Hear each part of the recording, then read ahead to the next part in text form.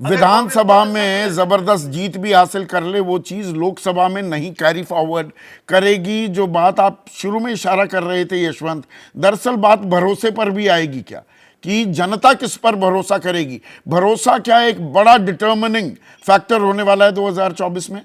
छोटे छोटे कमेंट्स चाहूंगा आप मैं सभी से। बहुत बहुत ज्यादा। और इनफैक्ट इसमें एक चीज बड़ी क्लासिकल जो अभी ट्विस्ट लेके आएगी या आने की संभावना है, मुझे लगता है। देखिए, नरेंद्र मोदी व्यक्तिगत भरोसे के नाम पर जिन स्कीम्स को डिलीवर कर रहे हैं, उसमें बहुत सारी स्कीम संदीप पिछली सरकारों की लाई हुई भी है। एग्जैक्टली। लेकिन डिलीवरी माना जाता है कि इनकी ज्यादा बेहतर है। चाहे आप देखें कितनी सारी स्कीम्स हैं जिनका सूत्रपात हुआ पहले यूपीए सरकारों में, या उनकी कल्पना वहां पे की गई, डिलीवरी उतनी अच्छी नहीं हुई।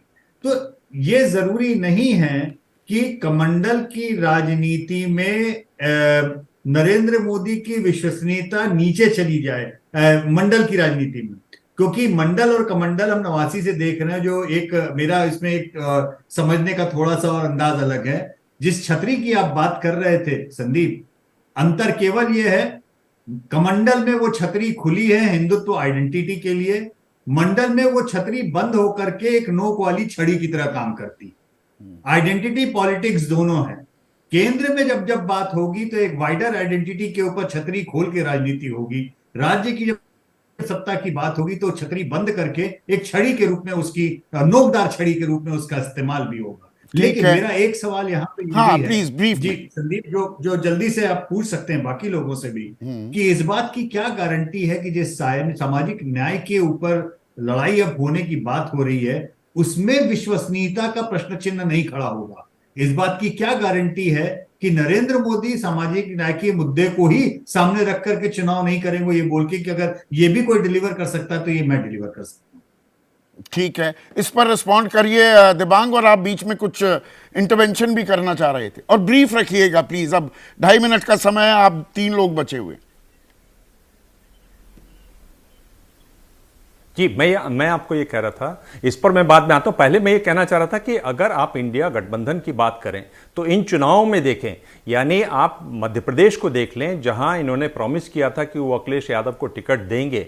अखिलेश यादव पिछली बार वहां 1 सीट जीते थे। मध्य प्रदेश वो राज्य है जहां पर मैहर की सीट है, सिंगरौली की सीट है, ग्वालियर साउथ है, जबलपुर नॉर्थ है, राजनगर सीट है।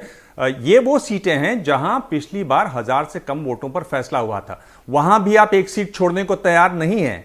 यानी अगर आप इतना छोटा दिल रखते हैं तो बड़े जब चुनाव होंगे, लोकसभा के चुनाव होंगे, तब आपका क्या हाल होगा। एक बड़ा सेंस ऑफ फोरबोर्डिंग है, ये सोचकर आती है। दूसरी बात, ये जो आप कह रहे हैं कि क्या होगा, क्या ये मुद्दे बने, ये बहुत जरूरी है कि इसका ओनरशिप होना जरूरी है। और एक तरीके से बीजेपी के अंदर एक फ्लेक्सिबिलिटी है। यानी अगर बीजेपी को लगेगा कि ये चुनाव ऐसा रहा जिसमें बहुत बड़ा मुद्दा रहा ओबीसी वाला, तो वो सर्वे के लिए तैयार हो जाएंगे।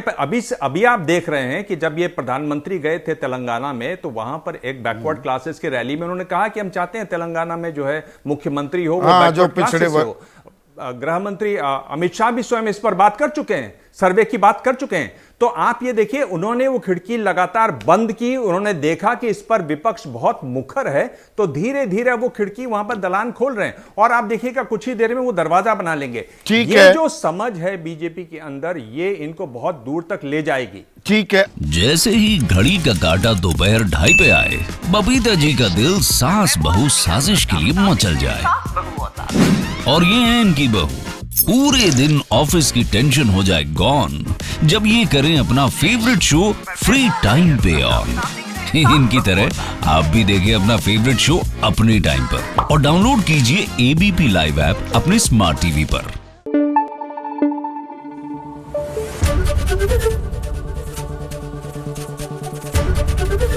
एबीपी न्यूज आपको रखे आगे।